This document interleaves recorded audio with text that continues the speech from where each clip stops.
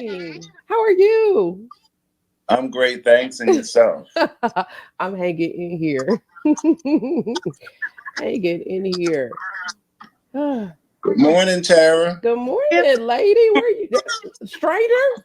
I know. Strangers. Well, welcome everybody to our Saturday morning tea, where we discuss health information, news, education, and certification tips, and all kinds of tea that could be possibly spilled. We never know which way we're going to go. We start out one way, but lo and behold, we may end up somewhere else. I am I am Clarice Warner. I'm the girl with the pearls. I am the founder and education director of the Professional Reimbursement Network LLC, where coding education is key. And joining me today, actually I got a couple co-hosts, but on our live video broadcast is my co-host, Mr. Jesse, the coding nurse. Sir, please introduce yourself and tell the folks all about you. My name is Jesse. I live in Philadelphia, and I'm the founder of the Coding Nurse LLC. I help nurses transition away from the bedside by learning medical coding and obtaining certifications and working and helping them prepare to work in different aspects of the HIM industry. Cool. And you've been doing this for how long? Since July 2020. Okay. So you're no stranger to this game. No. Cool. Not anymore. What do you say? I'm sorry. I said not anymore. Not anymore. No longer a virgin to the mic. That's a great thing. So I always want to shout out our Clubhouse folks. So I got to pay attention to y'all. Jesse, I'm going to make you a moderator. Tara, I'll make you moderator too, so you can watch people as they come up. So we have several folks in the room. Feel free to come up to the stage, join the conversation, add to the conversation, ask questions. This is our tea spillage for you. So let's see. And for those who are joining via YouTube, also welcome to our show. This week, what did I find? So on the task that I was assigned last week regarding that G2023 foolishness, I'll say this. CMS posted, and I can't see the date on it, but they posted some additional guidance, but it's still not crystal clear about who could use that specifically. It, as you mentioned last week, and this is a HCPCS code for lab specimen collection for COVID, and it was originally designed for home or for home health and nursing facilities or homebound patients. However, there have been some behind the scenes tweaking that have allowed for outpatient use as well. But they haven't given any really crystal clear guidance on the usage. And there hasn't really been any additional talk about it since 2020. I'm like, what's going on? So all of that to say, I'm still digging. I don't have a definitive answer for you yet. I'm still digging. So I'm like, well, what's happening here? I don't understand. I don't like it. The reason why it's a little crazy for me is because what I don't like anything that's not clear, because then when it comes time for auditing, what standard are they going to use? What definition are they going to use? Exactly. Well, I think one of the things is when it comes time to auditing, they're going to have to be real clear as to what guidance was provided during the time that they're auditing. So if their guidance isn't clear and they are allowing both usage from a home health and nursing home perspective as well as outpatient, then they're going to have to spell that out, and they're going to have to be clear with that, not only to the providers but also to those auditors, and they have to take that into consideration. But yeah, because like we talked about last week, the audits are coming. They are coming. So let's see, what else do I have? So I'm sure by now everybody has heard about the Supreme Court's decision on vaccine requirements, while big businesses are no longer a part of the mess and the fray because they went through OSHA to try to mandate.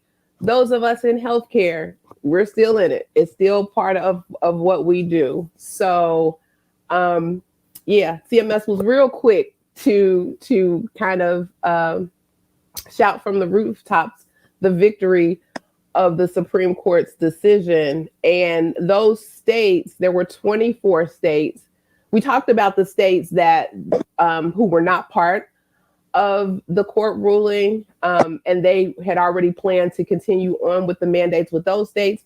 But the 24 states that were part include Alabama, Alaska, Arizona, Arkansas, Georgia, Idaho, Indiana, Iowa, Kansas, Kentucky, Louisiana, Mississippi, Missouri, Montana, Nebraska, New Hampshire, North Dakota, my state, Ohio, Oklahoma, South Carolina, South Dakota, Utah, West Virginia, and Wyoming. And so those 24 states covered by the decision will now need to establish plans and procedures to ensure that their staff are vaccinated and to have their employees receive at least the first dose of a COVID-19 vaccine.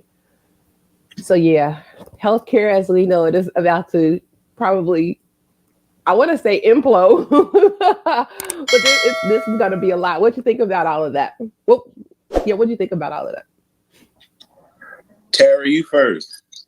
I think it's a hot mess, really. I'm in one of those states. Mm-hmm. And, well, now it's all 50 states because so what they did, they tried to split hairs and they wanted to. CMS had already had this mandate kind of rolling for any entities who were receiving CMS funds. So that's hospitals, nursing facilities, all healthcare, pretty much. But then they tried to extend it, and that's where the overreach happened to big businesses that had more than 100 employees. And they did that through OSHA. And OSHA was like, we can't do that. That's not our job. That's not our role. And so that's when the whole court cases and all of that. So the overturning of it allowed the big businesses to bow out and not have to mandate. However, CMS's mandate, they didn't touch that, and that still stands. And so now those 24 states that were involved are now have to get on board with the other states, and all health or the healthcare workers have to be vaccinated. And I think I've heard another little small splitting of the hair. Like, well, what does a healthcare worker mean? So I think it's going to get even further defined that way. So yeah, it's going to be interesting. I think that's going to be real interesting also. Because being a healthcare worker who may not even be in the hospital working, I understand part of it. And I have friends who actually work in the hospital who don't want the shot at all and are trying to go about, getting religious reasons for not having the shot. So, but then I could see also where we're shorthanded of nurses because a lot of them have COVID. And our numbers are going up drastically from, like overnight, where we get at another 25 people that have been admitted. It's like it's like 10% increase every day. No more. Yeah, we're in a hot spot here as well. We were in a state of emergency locally because we have had issues with our firefighters contracting COVID and not having enough firefighters. And I don't know about your areas, but a lot of our area uses the the fire department and ambulances have become an extension of the ER. So folks won't necessarily go to ER, but they'll call 911, and so they come out, they triage, they provide the service. It's a whole thing here. But they're very, very, very short staffed, and so we have National Guard in our facilities and assisting the firefighters. So it's crazy. My thing is, I'm always saddened by, like, you hear the number, because I follow the trend, and I'm a science major. I follow the science. So you hear the trend, you hear of the numbers of those who are testing positive. Then you hear the trends about the numbers of those who are hospitalized, and then you hear the trend about the deaths. And so that's the disheartening part for me, is to see how that goes. And I agree. yeah. And then we also, where I think they're showing how many people are in the hospital versus how many are vaccinated and how many are vaccinated. Yeah. How many are also in ICU that are intubated. Yeah. And so they're breaking it all the way down. Yeah. And I think we're, if not, because our state is kind of, so the northern part of our state was hit early on with this, and we're kind of lagging behind them.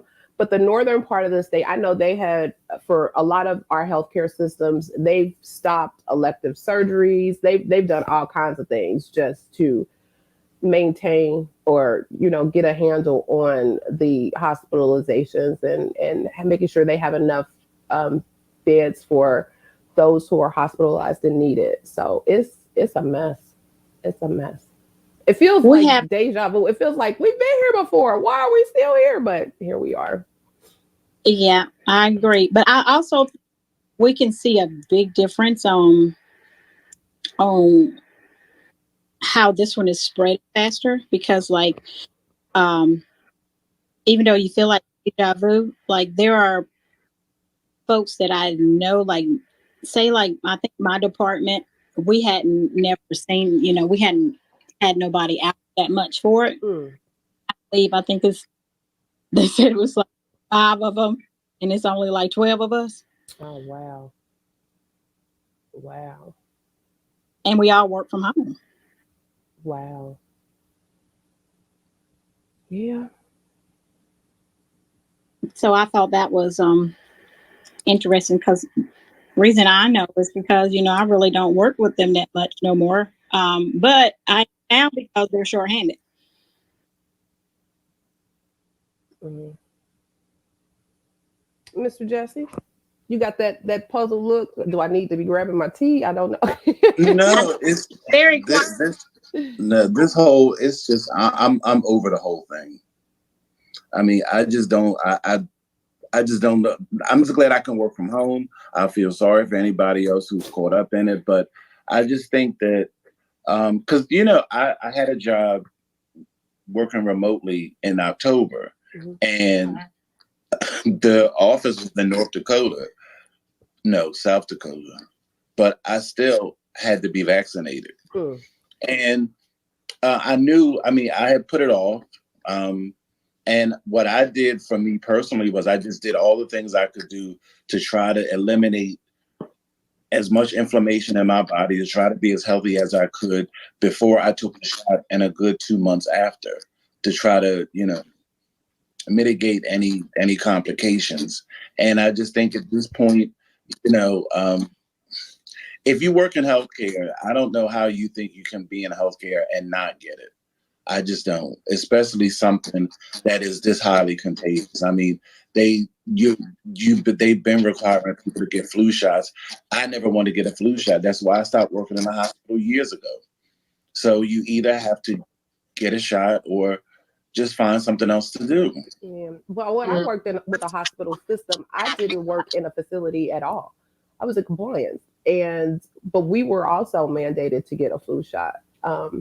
because you never know, something may come up where you had to go into a facility, even though our offices were totally separate. We were in the home office of the organization, but we were all still mandated to get a flu shot. So, and I'm like you, it's one of the cost of being in this field, is knowing that, you may have to have vaccinations because you're and it's protection. It's protection for you and yours, and protection for the patients that you're serving. So.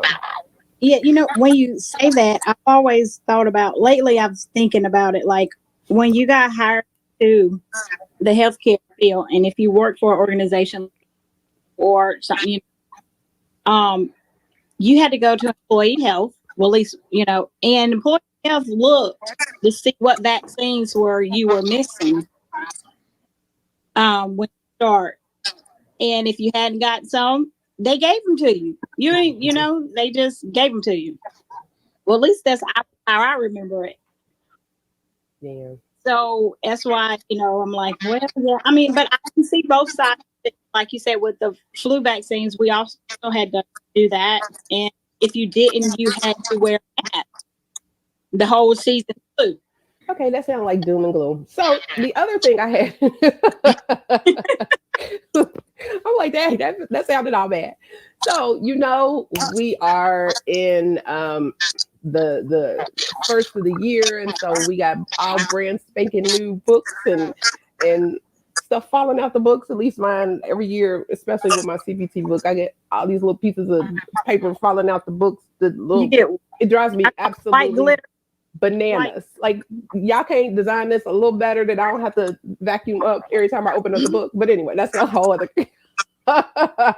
conversation. But I ran across an article from one of my beloved instructors. Her name is Gail Smith. And in the 2022 CPT manual, they are giving some coding guidance, if you will, in the surgery section about when a device turns into a foreign body. Oh, I saw that. You saw that? Yeah, she was one of my instructors from way back. That's a good.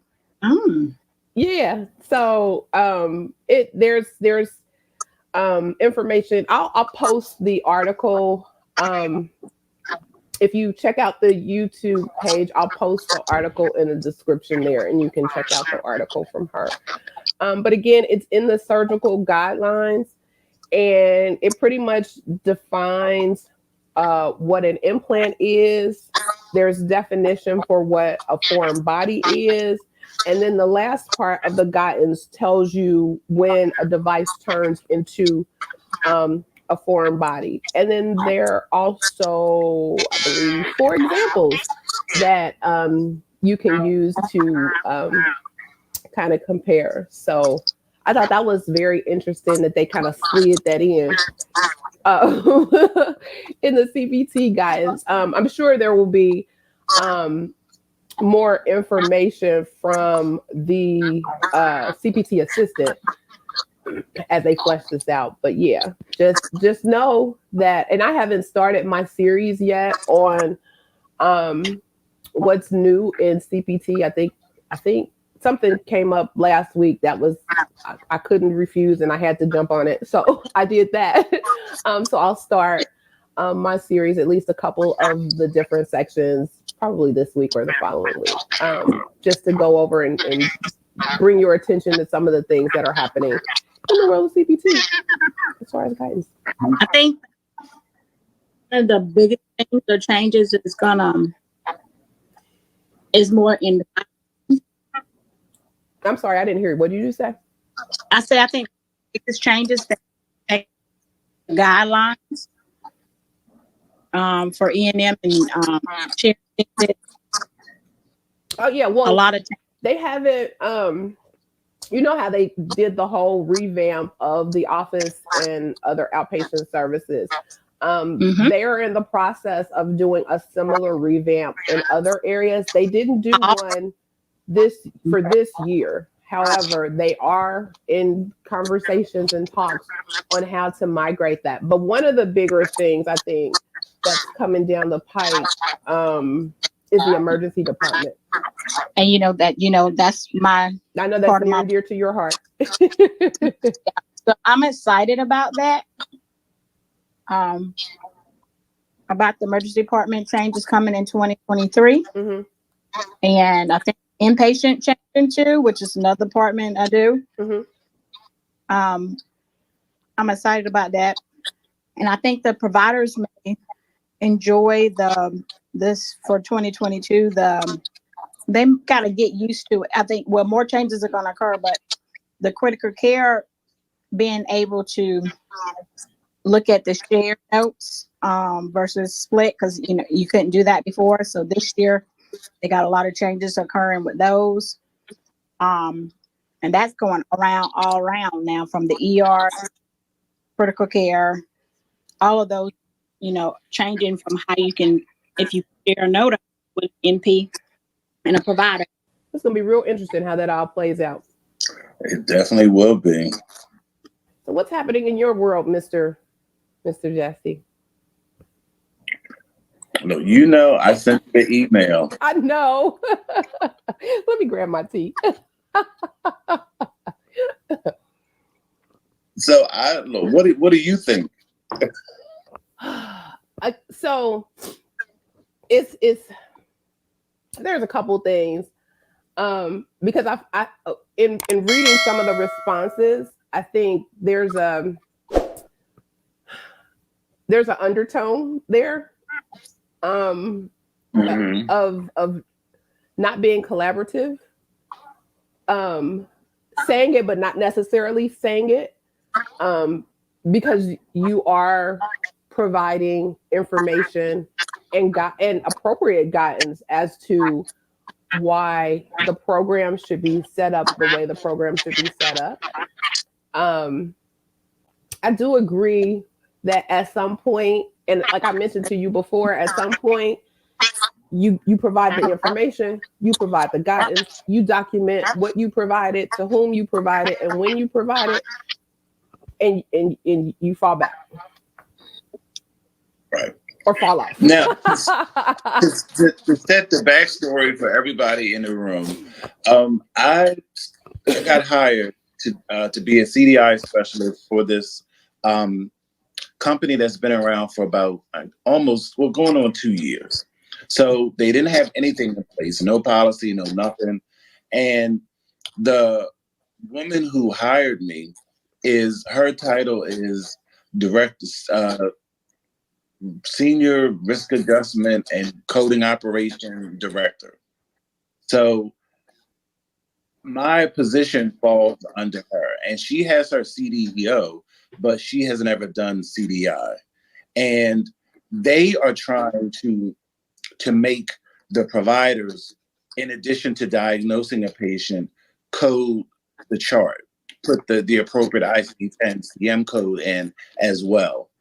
And she wants to have documentation to instruct providers on how to code, which is a disaster in compliance. It just violates everything you're ever supposed to do in coding. You never tell a provider what to document, period, especially what to code, because providers don't code at all. So there was an exchange last week that I screenshot, and I had created a provider education document for the providers that just provided clinical information. And my supervisor took it and basically turned it into a coding education document for the provider. Oh. Mm-hmm. Mm-hmm. So so that's really what's going on. And truthfully, in the real world, CDI and coding are not the same. When you're really in a real CDI department, coders cannot dictate anything to you. You are separate. You are really a bridge between the providers and the coders. You're not on the same level as a coder or their manager. But that's what's going on. And I'm getting a lot of pushback because I don't want to. Well, actually, I'm not doing it. And it's not I just don't understand how you make. And we don't teach providers what to pick. You only have with their documentation. And every query that I've had to generate, and so, first of all, they didn't even have query templates. They didn't have anything. They had no policy. I have written policy. I have constructed, query templates. They had nothing. And the majority of the queries that I send are around inappropriate or mismatching documentation. You're only really supposed to code what a provider documents. And I had this conversation with my manager. But I get right, but and as far as what you code, like you, of course, you have to have supportive documentation. But the point I'm getting to is, like I told my manager, I've been in places where even if the provider does have a code there along with the diagnosis, you disregard the code because they're not supposed to code, period. You only go by their diagnostic statement written in the assessment, and you make sure that they have that it has meet something in it to justify it. But they have no policy to say that they don't even do that, or that that's what they do. So what happens is, I always have to query for benign prostatic hyperplasia, because in the review of systems, which is stated by the patient, they'll have patient reports incomplete bladder emptying. No patient ever says, I have incomplete bladder emptying. Right. We know that. So we know that that's what you documented. So, but then in the assessment, they'll put benign prostatic hyperplasia. Then under it, they'll have N40.0, benign prostatic hyperplasia without lower urinary tract symptoms. But incomplete bladder emptying is a lower urinary tract symptom. So I have to query and say to them that then, this is what the person had, this is what is documented. If the person has urinary incomplete bladder emptying, does this person have, benign prostatic hyperplasia with lower urinary tract symptoms? I have to do that at least like 3 times. But the one I have to query the most for is vitamin D deficiency. On their past medical history reviewed list, they check yes, the person might be on vitamin D2, might be on vitamin D3, but they still don't diagnose the person with vitamin D deficiency in the assessment. And they have CKD. I don't understand. I don't get it. Well, and on your part is, you're hired for the CDI, and you're supposed to educate on Thank you. The documentation is missing for that part, not the coding. It's the because if they document it, then the coding part would be easy. Right. Exactly. Right. And I have been there for over a month.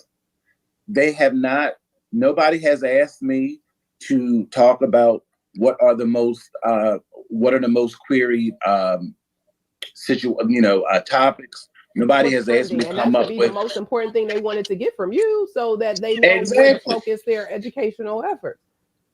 Exactly. And but their whole thing is, so where this whole provider coding thing came from is my boss's boss is not a coder. He came from some other company who probably had to go out of business because they were doing something shady, and he has these documents, and that he thought could use. First of all, he was trying to use immunodeficiency. He wanted them to provide us to provide education on immunodeficiency. That is a very vague HCC. And normally people have immunodeficiency when they have another underlying cause. So that was the first thing I said to my supervisor. I'm like, okay, you want this document, but that's too vague. I said, and I said to her, I said, do you really expect these nurse practitioners who cannot even diagnose vitamin D deficiency, you want them to diagnose somebody as a hypercoagulable state based off of what? They don't do any labs. You can't even find labs even during their visits. So this whole yellow brick road thing, this road we're going down, it's not going to lead to anything. But and you said this was a relatively new company, right? Yes. But they have a lot of money. They have like their startup was like they raised $175 million, and they're based in Tennessee. And the former one of the former senators in Tennessee, Bill Frist, was a cardiologist, and he gave them money to start. Well, so it's a lot. Has there been another meeting where it's not just her talk? Oh, listen, I went to one meeting when I first started with her boss and a few other people. And since that meeting, I've never been put on a calendar to attend anymore because they went through this whole thing. He was trying to do, because their bottom line is they're trying to chase money, which is fine. And I tell people all the time, Americans are the sickest people on the planet. You don't have to do a whole lot to get money. Just document appropriately. So he goes on this diatribe, and they're talking, and they have all this stuff worked out. Not one stitch of it is compliant. So I don't say anything. So when they finally come around to me, I say, I have heard everything that everyone has said. I said, now I just have to say that that is not how any of this works. And I began to explain. So then he said, well, we want everybody to be comfortable at the end of the day. I said, no, it's not about comfort. It's about compliance. It's about being right. You can go to jail if you are not right, if you are stealing money, if you are documenting fraudulently. It's not about comfort. They don't get it.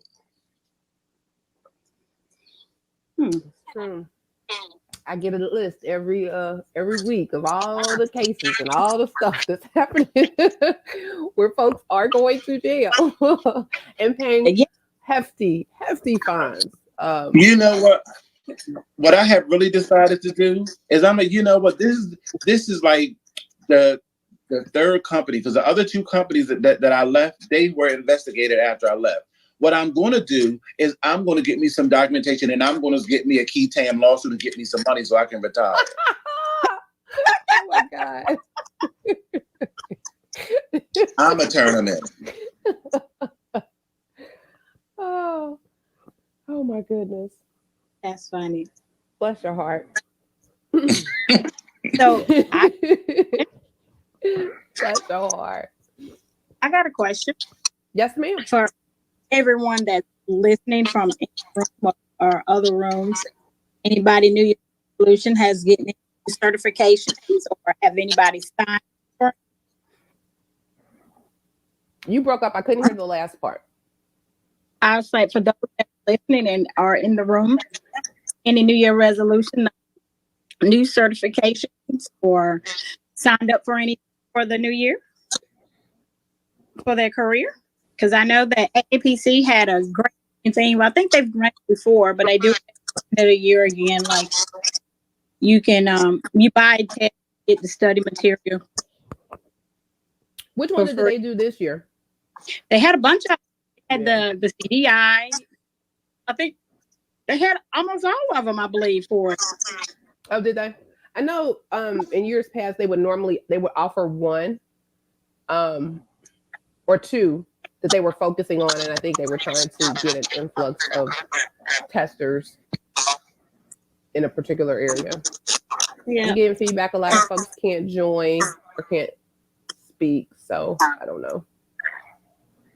Yeah, well, one thing that I want, and I will be remiss, and I meant to mention this last time, to mention, for those of us that are part of either organization, AHIMA or AAPC, while we have, and it sparked thought in me when we had, I think Kim, who was on last week, who said that she had just gotten named as a director for one of the regions and was listening in about the questions and concerns we had regarding the new test format. But we all kind of can, as we have questions, as we have concerns, we actually, I feel, have an obligation as well, and that is to, hey, Demetrius, Hi, welcome. That is to be a part of the solution. So we all have, and I know right now in this COVID mess, it's difficult to gather, but I know that there are local chapters in both organizations. I know AHIMA has state organization or state chapters, and then of course both national, where you can be a part of, getting an understanding, getting a handle on what's happening locally in your area, networking with folks. I know a lot of people always talk about, positions and jobs. And I know for me, firsthand experience, a lot of those discussions happen locally. So I know that my job may be about to hire for XYZ, and I bring that to my local chapter and I say, hey, anybody looking for so and so and so, because the folks in the room, the talent in the room, the capabilities of the folks in the room. And to fill that position, you're going to go where you can get some good folks. So you'll start there to say, hey, let me just share this information if you're interested, blah, blah, blah, blah, blah. So again, it's a networking opportunity, but then it's also an opportunity for us to be advocates when we see something or we have questions about things. Like we talked about this whole, some of the changes related to the new testing format. Collectively, voices are louder than just one. And so maybe, in your area, or maybe there are others who may feel the same way. This is an opportunity to kind of put your finger on the pulse and find out, well, what are other folks thinking? What do folks think? And then I know there's a huge opportunity as far as HR, HR and the health information profession. Like at some point, there's a disconnect. Some of the positions, some of the jobs, they don't quite get it. I know we talked about one time that I've seen job descriptions that still list ICD-9. Like, what in the world? Like, so there's a huge disconnect. And, sometimes we got to advocate for ourselves, but we can do that within these organizations. So I would just encourage folks as they look at resolutions, if you will. I said I was going to be intentional about things, not necessarily make resolutions, but that you do engage yourself in these local chapters. You do volunteer, and it's not a lot of time, but the benefit and the reward is very, very great. I've volunteered for both organizations for years. I'm still currently volunteering for years. And it's really eye-opening to see the vantage point from not only the national level, but even all the way down to the local level. And then it says, it helps me understand, oh, this is why XYZ, or this is why they don't. And so just something to put in your tea today. So, hey, Demetrius, what is going on? Happy New Year. Hey, how's everybody? Good. That's good. In response to Tara's question, I guess my resolution would be to finish my master's program. So I'm doing the MHA program. I think it's supposed to be done in December of this year. Congratulations. Thank you. I go to Webster University. That's where I got my bachelor's. Okay. And then certification. I just wanted to say I've heard you guys talk past couple times about the changes you and Mr. Jesse. And I'm just wanted to say, I'm just so happy. I was like right there at the threshold. I took my test in December, so like right before they made the changes. And nobody knew. I don't know how far ahead they let us know, but I didn't know anything about it at the time. But I'm so, in retrospect, I'm so glad that I finally took the test, because I was holding off on it. I was just taking the CPC, and I just kind of held off on it because I was practicing, and I was scheduling, and was like, nah, I'm not ready. I don't feel ready, because I would take the practice test. I don't care what nobody say. Them practice tests AAPC be having, they be way harder than the actual test, because that practice test had me second guessing myself. So I finally took it, and like I said, I passed it, and not too shortly after that, I saw the whole uproar of all the changes. I was like, oh my gosh, I'm just so glad. Good for you. Good for you. Oh wait, they turned that around in like 2 weeks. I've never seen anything like it before in my life. I saw it and read, and it said effective January 1, 2022. I said, are you kidding me? I was like, oh my gosh, I'm so glad. So there's a lot of people that have gotten caught up in it, where they have if they've taken it before, but you still have like up to that year to take it. So now they've been pushed over to this new format, and yeah, that's a whole lot. And yeah, my original plan was, I think I was going to wait till January, but something in me told me, no, you can go ahead and just take it and get it out the way, and I did. So, with that all being said, I don't know if I'm going to do any more as far as on the AAPC side for this year, but I was thinking about getting my my CDI, but I've done like little CDI prep courses, and I've read that book probably like twice, 3 times, but I just need to, and I'm sure Jesse would agree, it's just some stuff as far as in CDI that you would just know, which my instructor said this too when we were going over like practice questions, some stuff you just wouldn't know from doing just general coding for some time. So I started a role as a remote physician coder. I've been doing that for probably like a month. So I'm just going to hold off on the CDI, taking the test until like I've just been doing some more coding for a while, to where I feel comfortable. Because when I was going over the practice questions, like the general, like just textbook questions, the HEMA CDI textbook provides, that was pretty easy, because it was just like you just learned the concepts. But it was some questions where you got down to the nitty gritty, where you would just know this it would rely on just having that knowledge from being a coder. So I'm trying to wait on that. Demetrius, let me just jump in for about a good 2 minutes. You ain't talk to. Everybody knows that I despise the AHEMA CDIP exam prep book. It is complete trash and a waste of money and time. Okay. If you rely only on that book, you will fail. Oh no, I wasn't.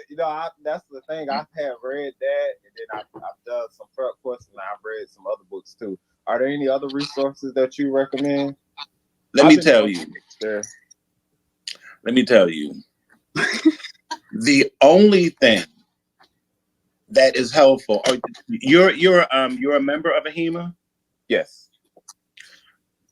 Go and download their CDI toolkit. Okay. Download their denial and coding and denial toolkit. And download the provider query toolkit. Okay. And that'll begin to help you.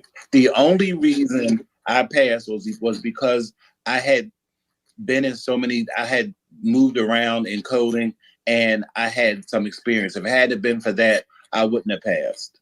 Okay. I mean, the questions were not, they weren't like any questions you had seen in any of the review questions. I don't know where that stuff comes from. I don't. Oh, they And should me update that. personally, say it again. I said they need to update that, but they probably do it. They won't, because they made too much money off of it. My recommendation, I tell everybody, just go get your CCDS or your CCDSO. Their information is a whole lot more straightforward. Okay. I don't like people that take my money and under the guise of preparing me for something, and they really have just written me off. I don't like it. So with that last part you were saying, you're referring to the certification, getting those, or you're talking about their education material? Any of them. If you sell me an exam prep book, that book should prepare me for that exam. Yeah, because that's what you said. You're right. I totally agree. Yeah, you're absolutely correct. And if you don't, I have a problem. I mean, they better be glad that I passed, because if I hadn't, I would have taken them to small claims court for my money. No, I'm blaming. Oh. Well, that was it for me. Thank you, Jesse, for the information.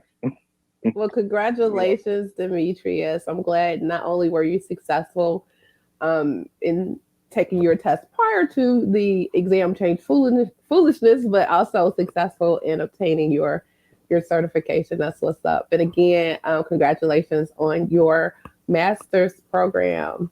I love it. I love it. I love seeing the wins. I love the wins. Thank you. Wow.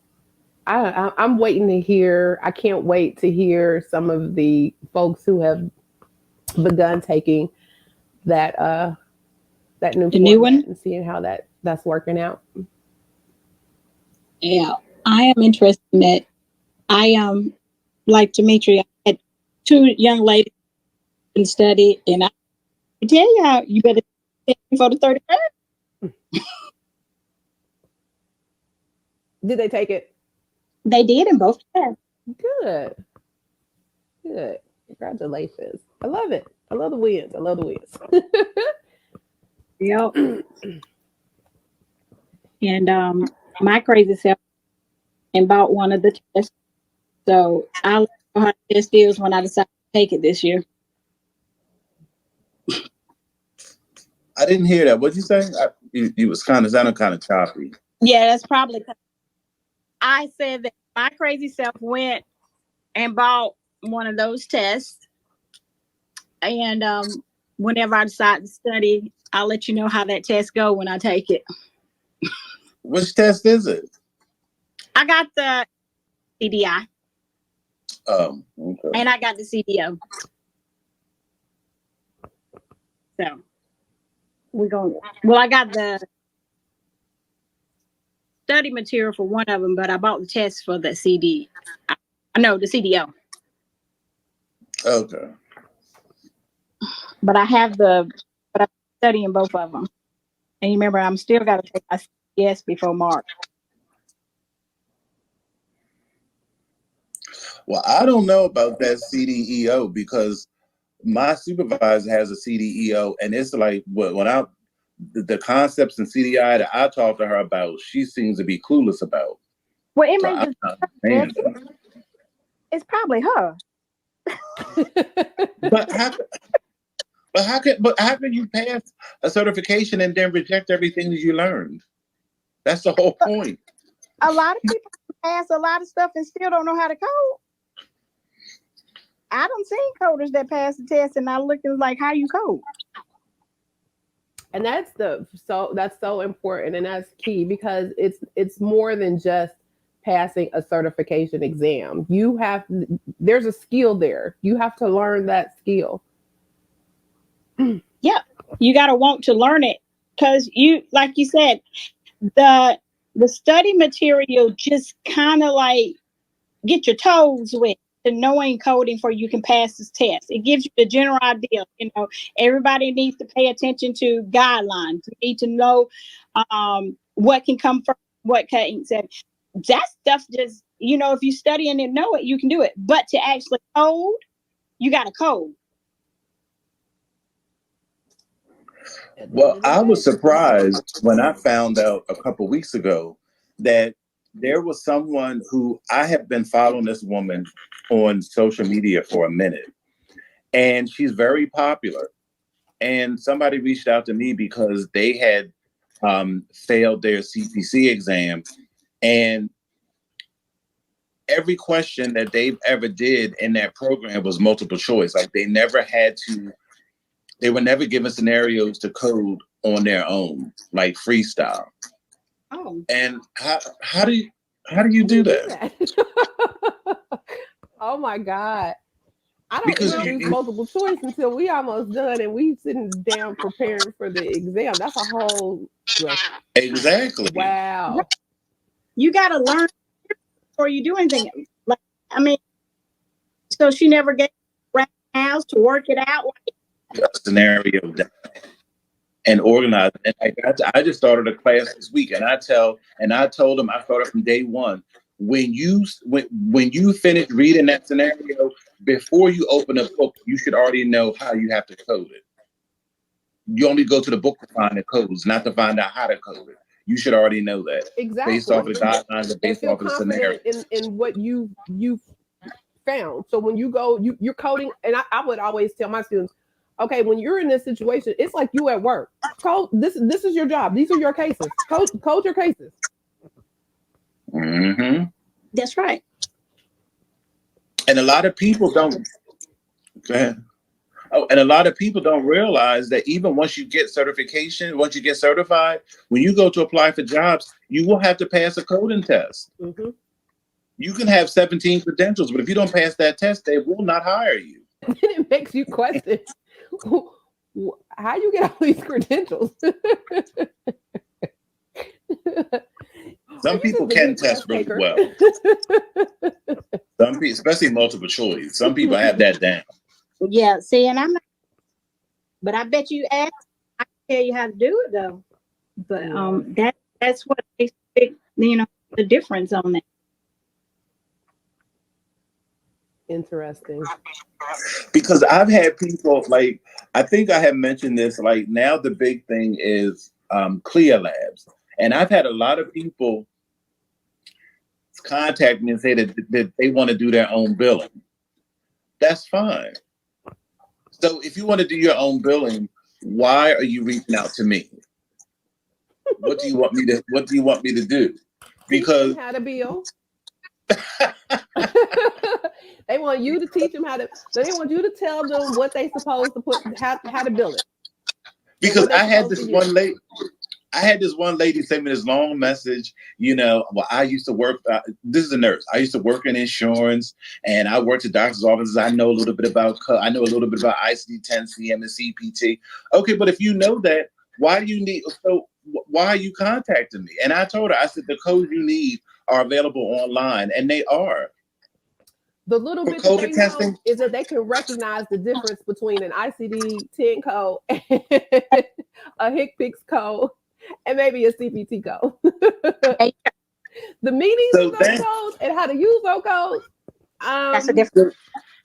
Probably. So then I told him, I said, but it's not only knowing the codes, is knowing how to apply them. I said, because for instance, I said for your CLIA Waived test, Medicare and Medicaid require you to use the modifier QW.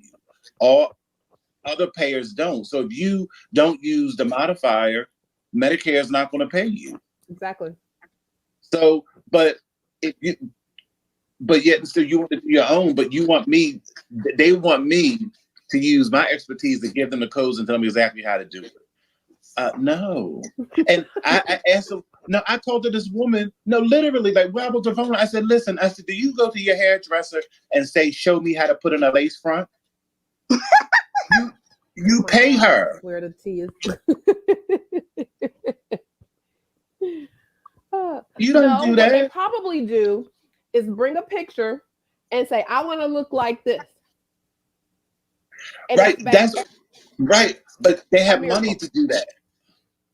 But there's also, you know how we have seen folks that says they take a picture to someone and says, I want to look like this. And then later on they say, look, this is what I got versus this is what I wanted. And it ain't nothing like what they wanted. That goes to that other part. But they didn't have what was needed or necessary. They didn't have the head structure. They didn't have the hair. They didn't have the whatever to get what it was that they needed.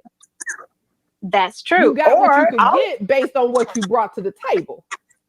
That's true. Or it could also be in our other scenario is you went to somebody who said they could know how to do that and they don't. That goes back to that how you got that certification. Right, but my point is when you want a service from somebody, you pay them. You don't go and ask them to tell me how to do the service that I'm skilled at, so you don't have to pay me. That's exactly right. Like I have a friend that does mental health stuff, and she's one day thinking of going into her own practice in the next 2 years. And you know what she told me the other week? I'm gonna need you to go on and get your game ready, Tara, because I ain't trying to learn. I need to just. And I think there's a misconception as well, because I think they think even in a niche market. So even if you're doing a CLIA lab, there's a minimum number of services that you're providing, and so there's a small number of codes that you possibly may need to use. I think somewhere it's like, oh, well, this will be easy. I can easily generate only using these codes, and I only got, these diagnoses, and I can easily, but then they don't factor in the whole revenue cycle. Let's talk about the revenue cycle. So it's one thing, the revenue cycle starts well before you actually generate that bill.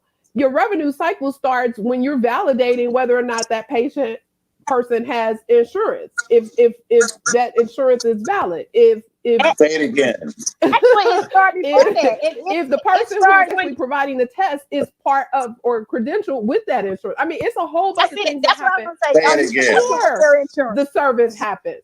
So you have to take into account all of that. It's not just, oh, boom, I got the specimen, or I performed the lab, boom, let me send my bill. No, it's a whole bunch of stuff that happens before. There's a whole bunch of things that happen after, because it doesn't get paid. It's denied. It's this. There could be typos. There could be small errors that can easily be rectified, but then there also can be some severe errors that will continue to happen until somebody goes in, investigates, and fixes. That's all part of that revenue cycle management as well. And I don't think people understand. It's a whole cycle. I can show you the picture. It's a whole cycle. And you have to be on top of every little piece. And so you mom pop CLIA lab owner, you can't do it all.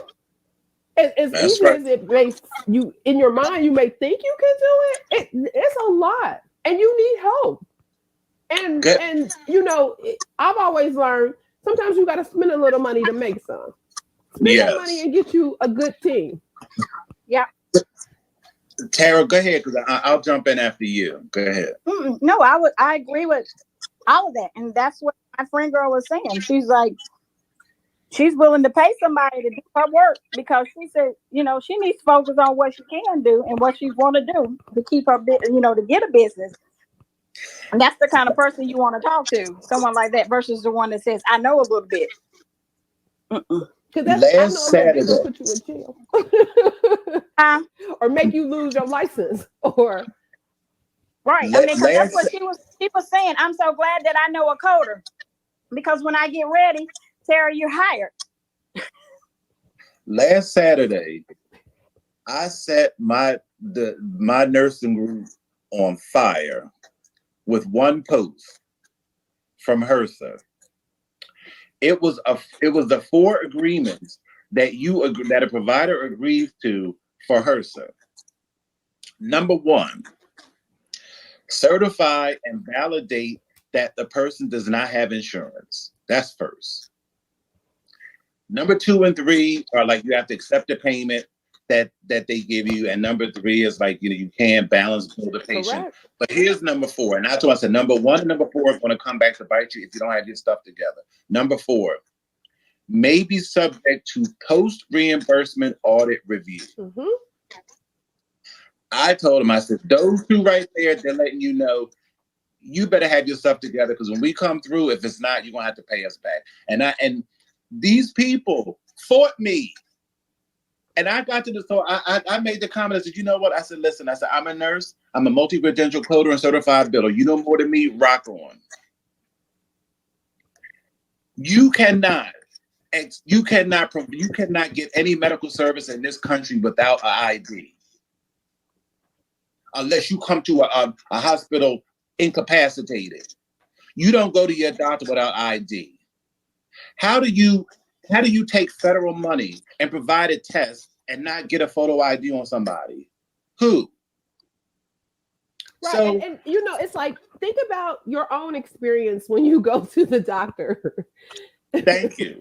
You call in, you making that appointment, they asking you, you know, what's going on, what symptoms you may possibly be having. They asking you all of this information up front before you even step foot in the facility to get a better understanding of what it is, who it is, whatever.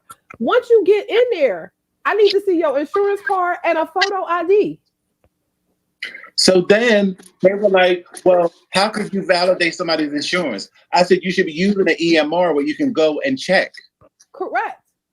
Or you go directly to every insurance, you about to make me go get my purse. Every insurance card has a number on the back. Call that number, validate. You can either call the number and validate it, or depending on the insurance company, they have their own portal. You can go in and validate that person is indeed insured with that insurance.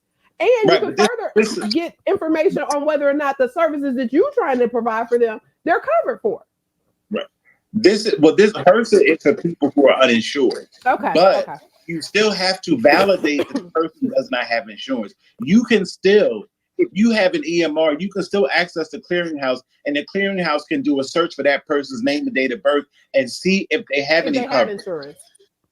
Okay. That's what you're supposed. That's due diligence. Yes, it is. Yes, it is.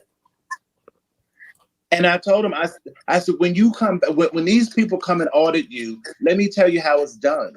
And I laid it out step by step. I said, the first thing you do is you validate the identity of the person you are auditing. When we get the record, it says Jane Doe, date of birth, and patient ID number. There is going to be some documentation in that packet that has a photo ID, that has some kind of identifiable information I can look at and say, okay, this name matches, this date of birth matches, this is Jane Doe. If you don't have that, you can't do the review. Then it gets kicked back to you, because the burden of proof is on you. It's not on Medicare, Medicaid, whoever paid for it. Right. It's on you, because you provided the service and you billed for it. Yes. If you can't validate this person is a real person, you will have to pay that money back. And the one little unknown, unspoken little rule that on every claim, electronic, paper, whatever, that is submitted, there's a certification. And that certification is stating that the person who is providing this information believes that all of the information, the service is medically necessary, the information has been validated, and it is true to the best of their knowledge. You are certifying that to be the case when you submit that bill to whomever. And that's what they're going to use to say, you see this right here? This is the bill, the claim that you sent me. None of this documentation that we've requested from you matches this information. Give me my money and some. Because I've had people all week long message me. Well, I'm only certified through Medicare, Medicaid, and HRSA. This person has commercial insurance. Can I test them and bill them through HRSA? I'm like, that's fraud. That is fraud all day. No, you cannot. If HRSA is specifically designed for the uninsured. Uninsured. Uninsured. If they have insurance, bill the insurance.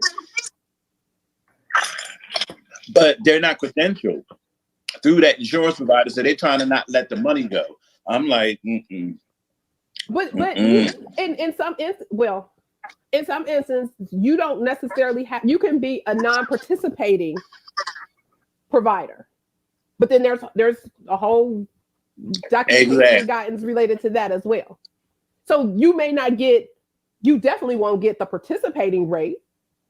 But if you provided the service and you want to get something, there is an opportunity to get the non-participating rate. And then again, it's up to you on your due diligence end beforehand to find out whatever is going on before you get caught up with these services. Oh my God, I had a client, and I swear they was just giving away services. I was like, I should be in line over here because they was just giving away because nobody was validating anything.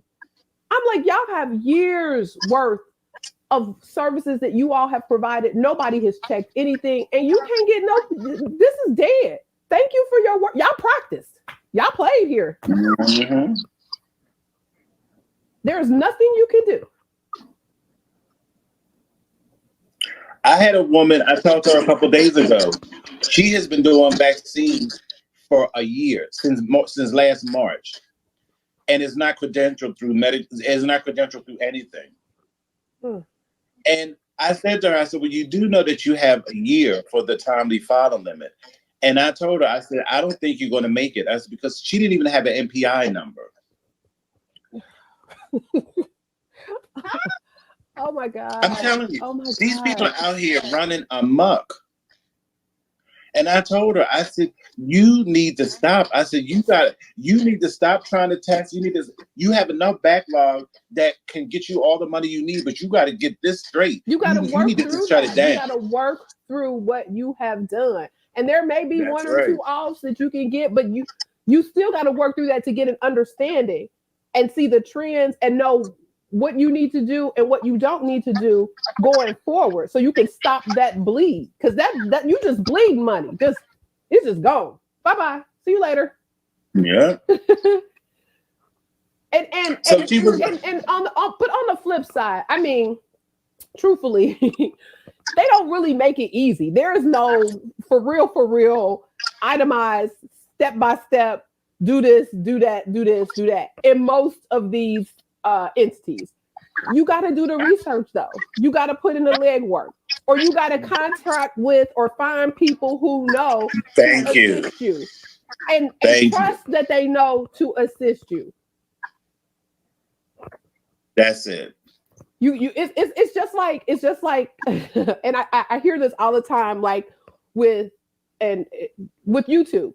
Like people, there's a YouTube video for everything. You can learn how to do pretty much everything. Now, one, you can take the time to go through and look at hours and hours and hours of YouTube videos to get to your desired goal.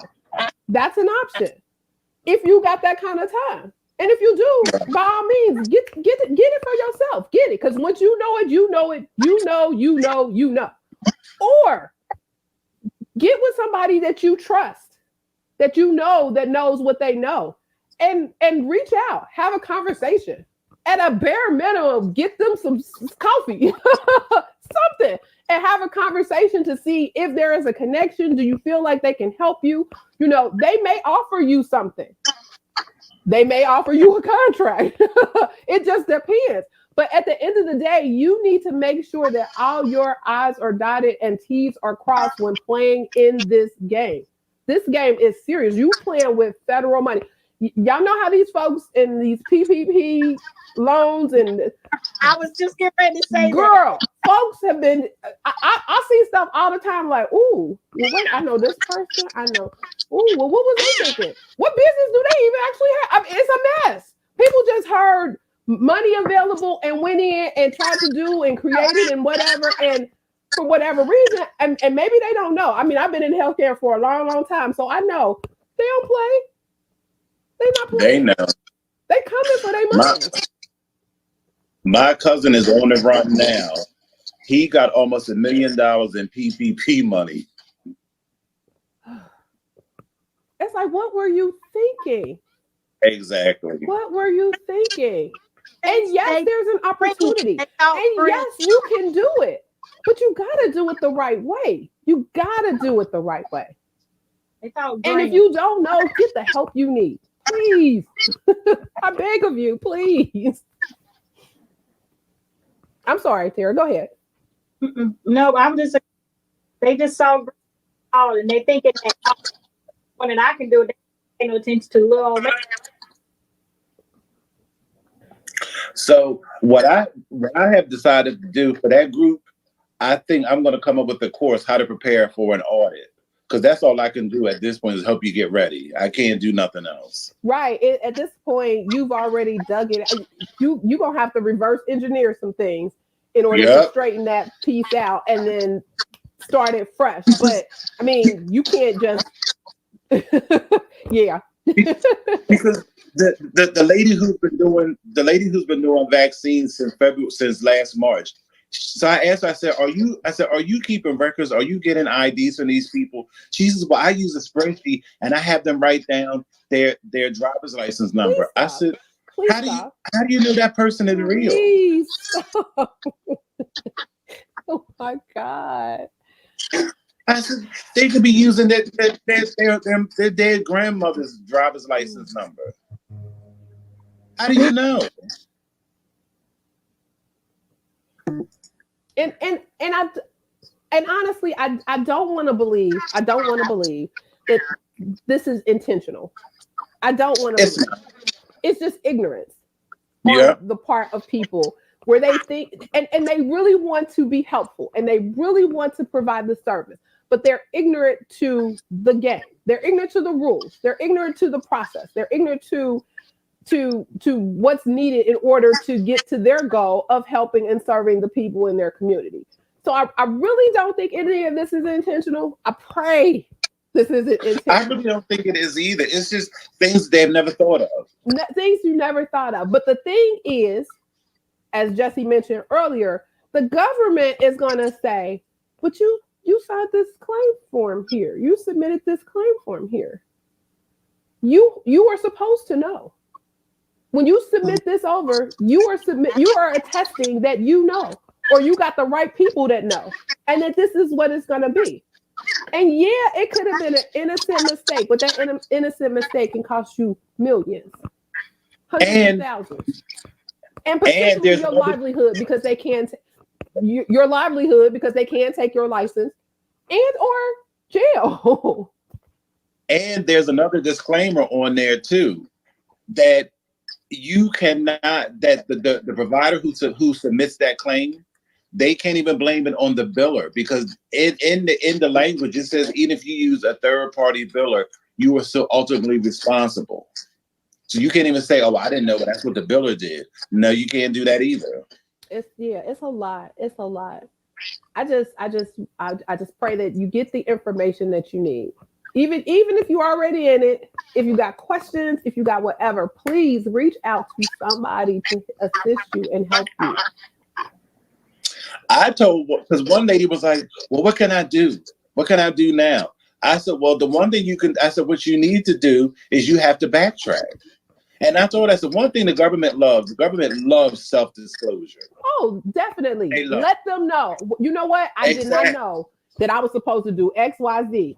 But I found out, sir and ma'am, here's a little check for what the difference is that I found out. Yes. Here you go. Please take this little check.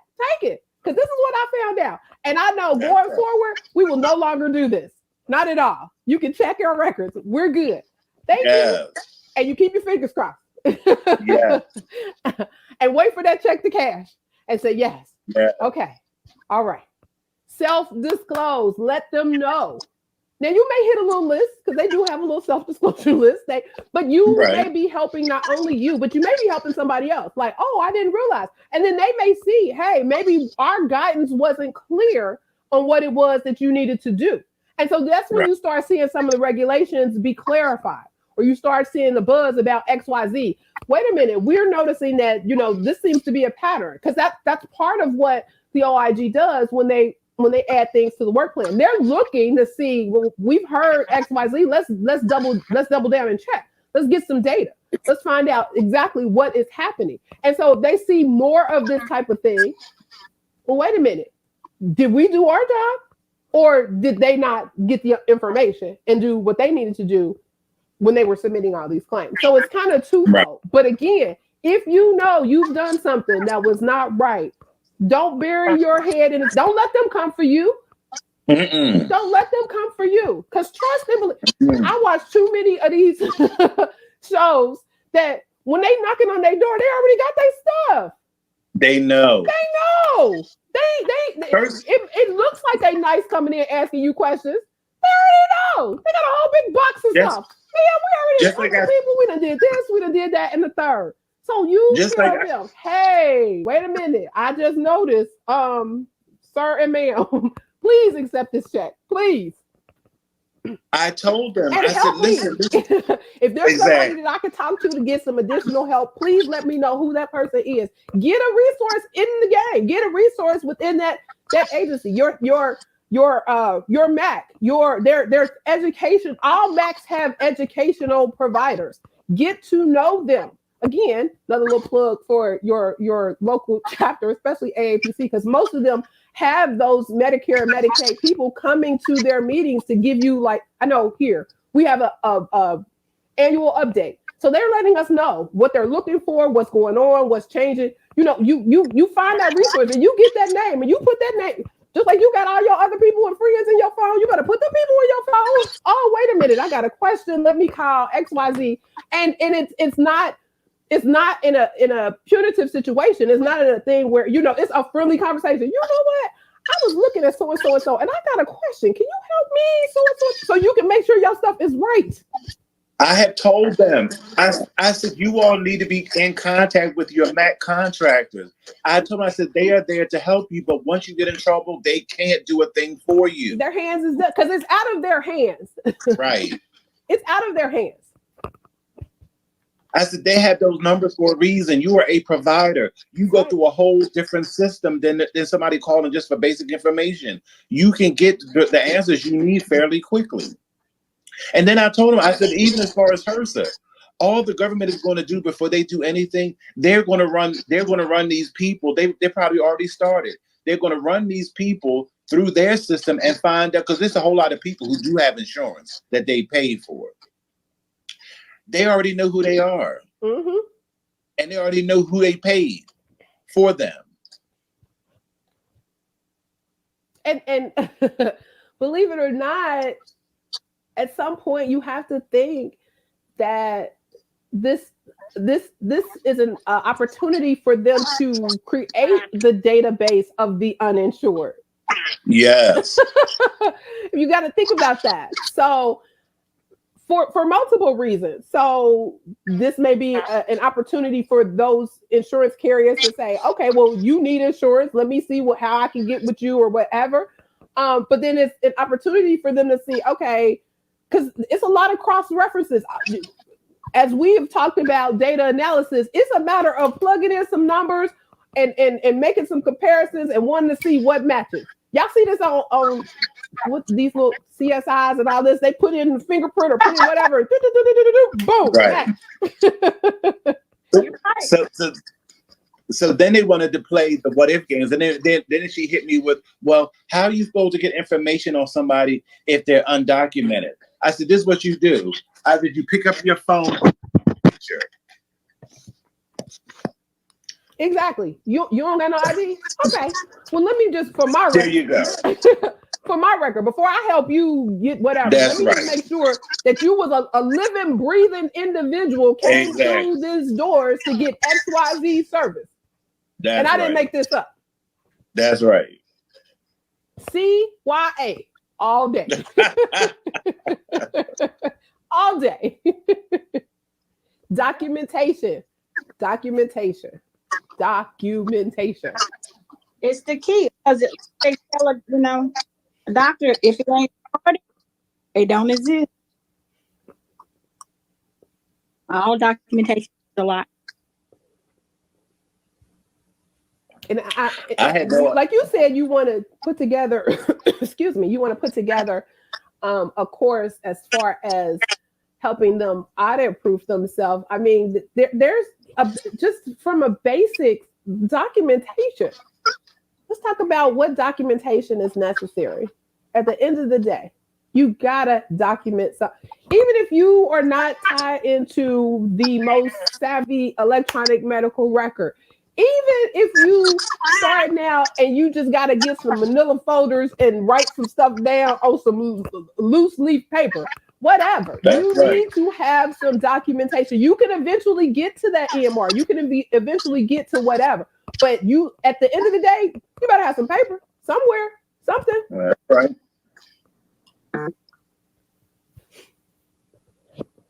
Wow. I feel like I done preached the whole sermon today. It's a lot going on out here. Oh my God. And the compliance part in me is gonna see that back when that stuff hit. Woo. Woo. Wow. So please, I beg of you, if you are embarking on some of these entities to serve your fellow community members with whatever it is that you bring to the table, please just make sure that you're doing it the right way, that you're documenting, that you're reaching out to people. At a bare minimum, do some due diligence and get an understanding. One of the things I will share, I'm sure HRSA has it as well, but I know like CMS, they have, and I'm a butcher and I should know this, but I don't know things. I look things up myself. They have what was formerly known as the Medicare Claims Processing Manual.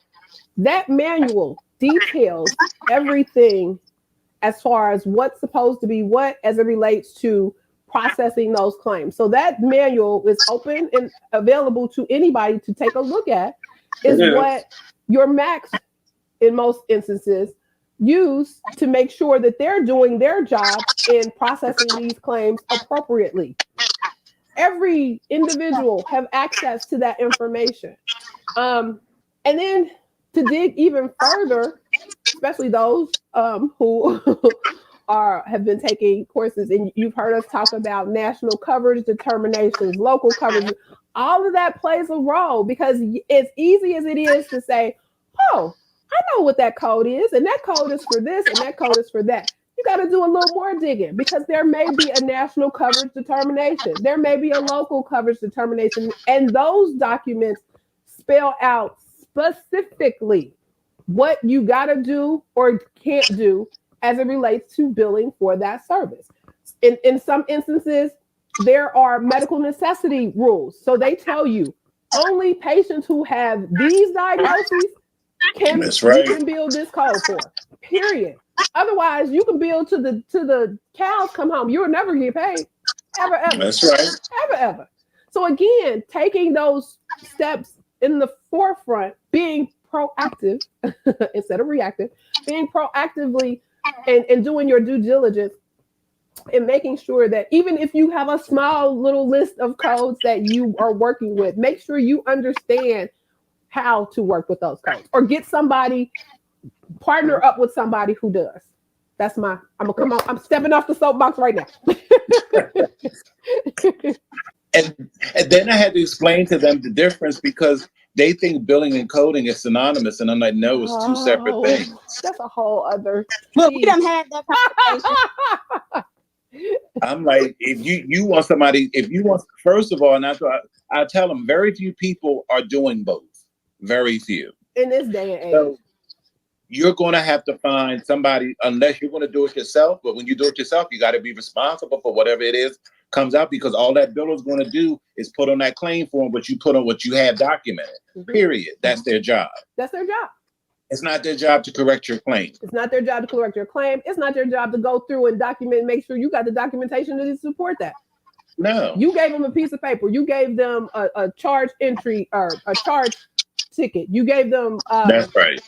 Encounter form. You gave them whatever. That's right. That's their working document. Oh, on this day, Period. This patient came in. This is the insurance they got. This is what you said you did. This is their diagnosis. Bing, out the door goes. That's right. They don't go back to say, well, do you gotta? Those people who I work with, I be like, I can't put my compliance stuff on the line for you. So I need to know. Can I get a note? Can somebody show me something, please? Ma'am and sir. I don't get it's unreal. It really is. That's all I can say. It's unreal. Yeah. And then, as I always tell my children, you get what you pay for. You get what you pay for. So if you're going into, and I don't want to put nobody's store on blast, but if you're going into XYZ store and they have little outfits that you can wear for the night versus going to XYZ store and they have clothing and garments that you can wear forever, there's a difference there. You're going to pay for that forever because you can wear that forever. It's timeless. It's classic. It'll always be there. Versus that one night garment that you might get out the house in if it don't rip before you go. That right there. The $5.99 and dime. Well, I don't want to say nobody's name. I don't know. I'm just saying. No, that's what I call all of them. Yeah. Oh Lord. I just feel like I've been on the soapbox. And I saw I don't know if you had it. Was it last Saturday or last Sunday? Jesse, I thought there was something I saw that came up that said you were having a live or something. But I couldn't find it. I don't know if you had it. Oh, you know what? I was testing it. Oh, okay. Because I was like, because I hit on it like, I need notification because he come in, I'm coming to support. What? And I couldn't find it. And I was like, well, maybe it was me. I was testing it. Maybe it was me. Thanks for being here. Hopefully you got some information. Definitely. Hopefully the tea was spilled. Was the tea spilled today? I think it was twice or more.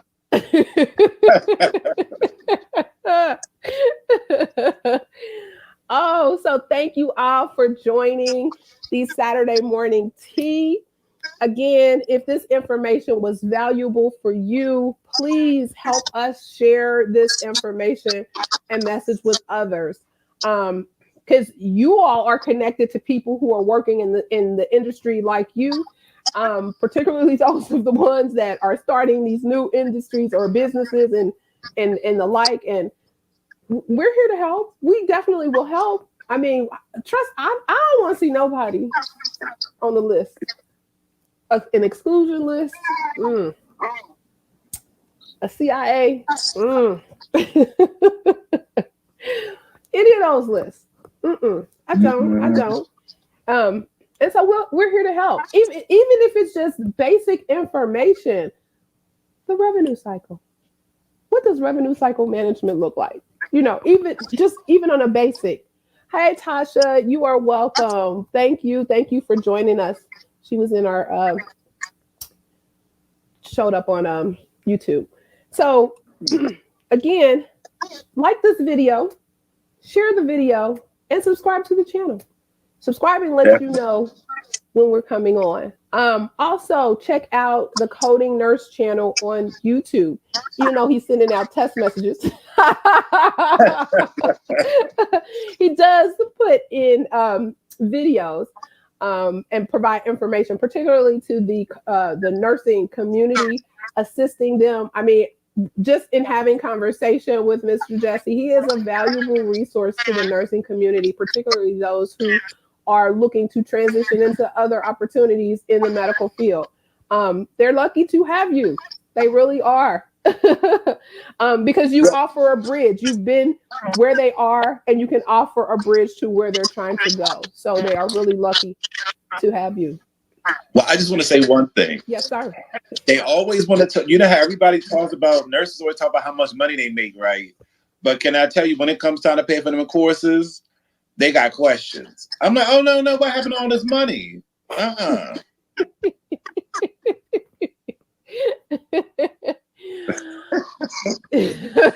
You know our people.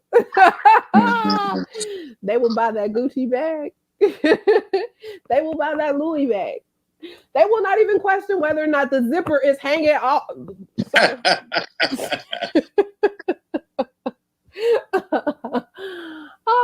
But I mean, at some point, people have to know, like, and trust. You know the whole mantra as it relates to marketing. Know, like, and trust. And if you found valuable information, have a conversation. It takes nothing to have an initial conversation. Now, don't come into the conversation asking somebody to give you the world in a 5-minute DM or a 5-minute Zoom call or what have you. See whether or not that person can help you. See if there's a benefit. See if there's a connection. Now, I tell people all the time, I'm not for everybody. Right. Because I'm going to make you work. I'm not for everybody. And it's okay. Fact. It's okay. I know that, and folks know that. And so I don't want to waste your time and or your money. And I don't want you to waste my time and or money. Because it costs me money to put things together. So, just get to know and see if there's a fit. Those who have worked with me and they know what I bring to the table. They know they got to be ready to work. They know I'm gonna get on them if they don't. Because I don't like to take folks' money. We've already had this conversation several times. Nobody is in those that I know. Nobody's in the game to try to take money at all. We're here to provide we're resources. We're here to provide information. We're here to actually help you. That's right. Help you in winning at whatever it is that you're trying to do. So share the information. Last and certainly not least, to those folks that are on Clubhouse, make sure you click on the greenhouse to join in on the fun in our club, and you will get notified when we have our live broadcast as well. Usually we are here on Saturday morning. This is a Saturday morning tea at 9 a.m. Eastern Standard Time. I know there was a request for the West Coast folks and the world. And I have to think, I like to believe that I am a global resource for some, because I get folks from all over the world. So I may consider doing something in another time zone. I'm staying prayed up on that to see what I can offer at what time. And I mean, it's gonna be a tight time. Like, I do go over on Saturday. Normally this was supposed to be like a tight hour, but sometimes we get caught up. I get caught up. We get caught up, and I go over. So I may think of something that maybe we can put together that, a tight 30 minutes. Let's talk. Let's get, because I know that there are other needs and folks, it's difficult. It's difficult. And I get it and I understand. And I do want to be a resource to them. And then it's a learning for me because, things that are happening in other areas and other countries and whatever, there are some connections. There are some valuable learnings that can happen between. And it's a lot of people on the West Coast. And so you never know. You never know. So with that, this has been a great session today. Thank you all for joining. Don't forget to not only hit the green Clubhouse, but make sure you connect with each other, particularly in Clubhouse. You never know. Hi, Tony. I see you are very new to Clubhouse, so welcome. Welcome. See, it's been a minute since I've seen the little party hat, so that indicates that we know that you are new. So welcome. Hopefully you have found some value here. Please feel free to connect with us if you have any additional questions. Let me be one of your followers right now. There you go. Okay. So as you navigate this world, as always, again, thank you for joining and being a part of our little session here.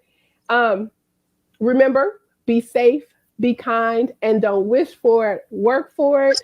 Until next time, take care, and prayerfully we'll see each other and spill some more tea next Saturday.